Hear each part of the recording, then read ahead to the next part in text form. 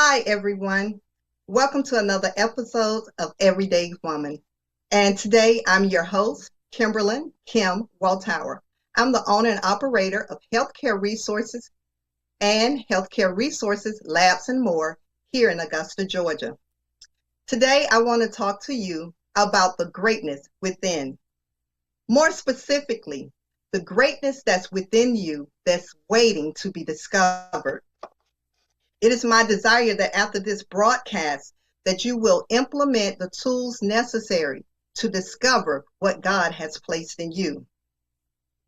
So many of you are probably watching these podcasts as a way to figure out, how you can do better, how you can better your life, how you can reach that person that's within you. And that's good. A lot of people are looking to gather information as to what they need to do or where they need to go. Well, I'm here to tell you that you need to go within. At 54 years of age, I can tell you that the last 3 years of my life, I have discovered the more of life. I did that by discovering the greatness that's within me. So I say to you, go within. Everything that you're looking for resides within you, not outside of you. No matter your age, you're able to develop the life that you want to lead. You see, it took me being 47 years of age to discover this. From the outside, I should have been content with where I was. I was respected in my nursing profession. I had a salary job. I was married. I had 2 wonderful children, a lovely daughter-in-law, 3 glam babies, the house, the car. I even had a fur baby. I traveled. I had family and friends who loved and supported me. But yet, I wasn't content. I always felt something was missing. Just having that wasn't enough for me. That being what we consider the American dream or the life, it wasn't enough. And to be honest with you, sometimes at night I would lay in my bed and I would say, is this all? Is this all there is to life? There has to be more. Truly, I haven't made it, but there is something missing. Everything was well in their prospective place, but there was a piece of the puzzle that was missing, and I was yearning to find that piece so that I can feel complete, so I can be fulfilled in all arenas. So I began a search of what that was, and in that search, I began to discover that I had missed discovering the person that I was created or birthed into this earth realm to be. You see, just as Jesus, you and I agreed to this earth realm. We agreed to come to this assignment. And if you don't believe me, you can go to Jeremiah 1:5, and it says, I knew you before I formed you in the womb.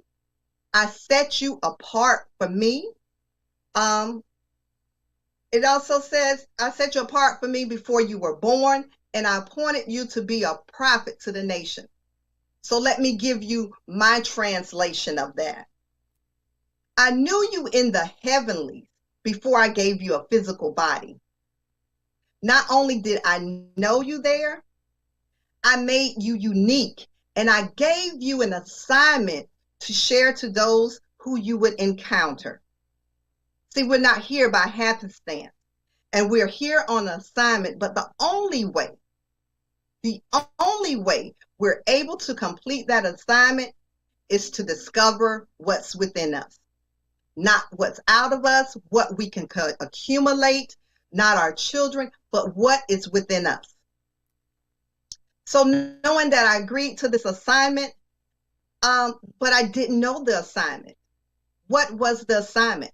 Why am I here? what is my purpose? And so many people search for that purpose, and so many people wait on others to tell them their purpose. But your purpose is within. And so to realize what my purpose was, I began to dig through the layers of life. I began to dig through what was holding me back and the things that I was thinking.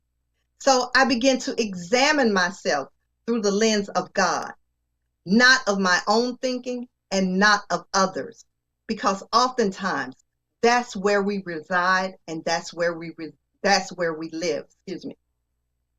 So I had to look at what I was thinking and the way I operated, and to see and measure that to see if I was thinking in a truthful manner or I was having error in my thinking.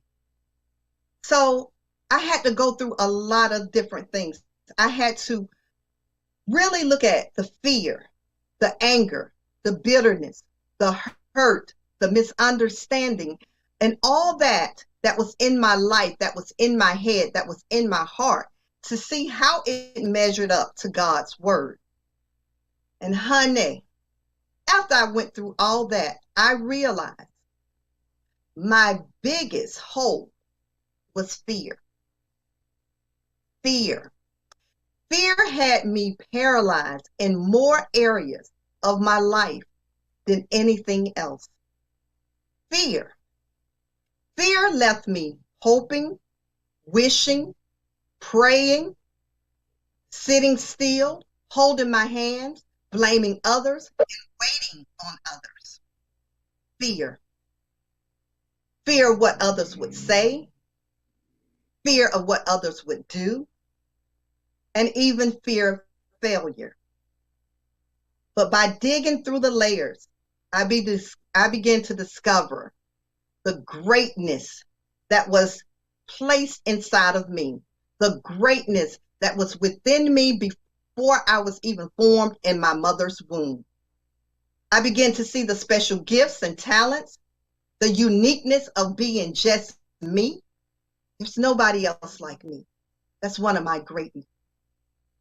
I began to embrace the thought that I truly am as God is, that I can become whatever I desire to be, and that nothing hinders me but me. Can I help somebody there? The only thing that can hinder you is you. Nothing else can stop you. Nothing. Not your race, not your age, not your sex, not your religion. Nothing can stop us but ourselves. So a lot of people want to ask, how can I stop myself? How am I stopping myself? Well, for me, I was stopping myself with the voices and the conversations that I was having in my head. I was stopping with myself while having the things that were spoken to me or done to me on repeat. Not only having these things on repeat, but repeating the actions or the different replies that I use as a defense mechanism to cope with those experiences. I kept them on repeat. Whenever I saw something that looked like this, I automatically began to act like this. And so though I wanted to move another way, I couldn't, because my thoughts were stuck in the past.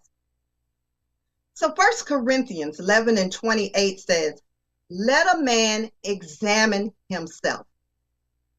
That is, scrutinize, analyze, investigate your thoughts, your deeds, and your actions. And I had to examine mine. The reason why I was thinking like I was thinking. Where were those thoughts coming from? Why were those thoughts so prevalent in everything that I do? And I had to be truthful with myself. That's part of the process. By doing this, you begin to rediscover who God made you to be. You can and you cannot be satisfied, truly satisfied with your life if you do not know what's in you and who you were created to be. We have to go through and analyze the good, the bad, the hurtful, the unspeakable. We have to dig.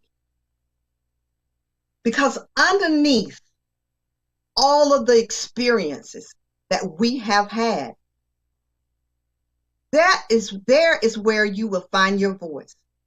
There is where you'll find your peace. There is where you'll find your purpose.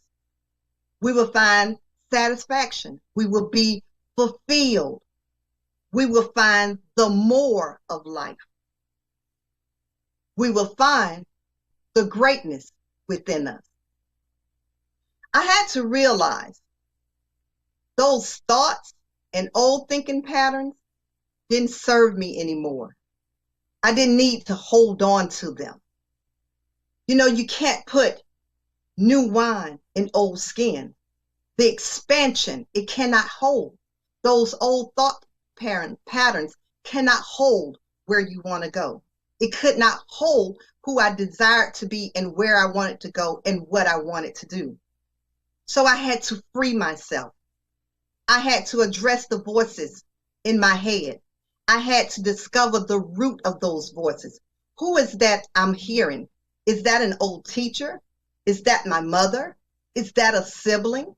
Is that something that I just dreamed of? Where is the root of that conversation?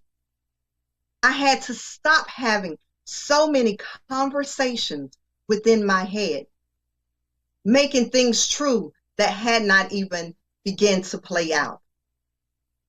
So go within. Discover why you're thinking the way you're thinking. And you'll realize that, you know what? I'm holding myself back by the thoughts and the voices of the past. So I'm learning daily to listen to the voice within me, to let that voice lead and to let that voice guide me. I'm learning daily to pay attention to my emotions and to research the source of those emotions. So I said all that about finding the greatness within. You may ask yourself, what makes you and I great? What makes you and I great is being authentically who we are, who we were birthed in this earth realm to be. What makes us great is letting our light and our passion shine for others to see. What makes us great is knowing that the God that framed the world, all that we see and all that we don't see, resides in us. What makes us great is getting to know who we were before we entered this earth realm. So dig. There is more to life, but it is within you. There's greatness in you. I want to take this time out to thank Angel for extending her platform to women like me. I hope something I have said have encouraged, motivated you, or prompted you to think about the greatness that's within you. Remember, there's greatness in you. I believe it, and you should too. Thank you.